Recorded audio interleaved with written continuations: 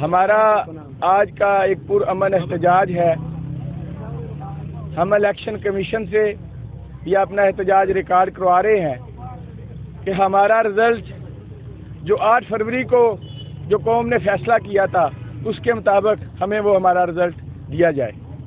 یہ جو مینڈیٹ چوری کر کے یہ جو حکومت بنائی گئی ہے یہ کبھی کامیاب نہیں ہو سکتی انشاءاللہ، کیونکہ یہ حکومت مینڈیٹ چوری کر کے بنائی گئی ہے اور چور اس ملک میں نہ سیاسی استحکام لا سکتے ہیں اور نہ معاشی استحکام لا سکتے ہیں، کیونکہ حکومت کا مطلب ہوتا ہے عوام کے لیے، عوام کی فلاح و بہبود کے لیے، عوام کی ترقی کے لیے کام کرنا. چونکہ جب یہ خود چور ہیں تو یہ عوام کے فلاح کے لیے کیا کام کر سکتے ہیں؟ عوام کی فلاح کے لیے صرف وہ لوگ کام کر سکتے ہیں جن کو عوام نے منتخب کیا ہے، اور عوام کو منتخب کیا ہے پاکستان تحریک انصاف کو.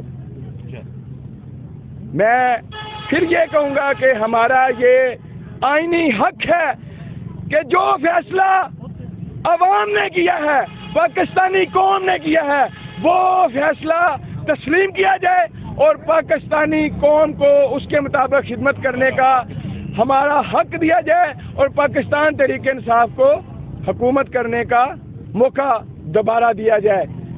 پاکستان تحریک انصاف نے پہلے بھی حکومت کی اور عوام کی فلاح کے لیے بے شمار منصوبے لانچ کیے، لنگر خانے بنائے، صحت کارڈ بنایا جو اس ملک کا سب سے بڑا انقلابی اقدام تھا.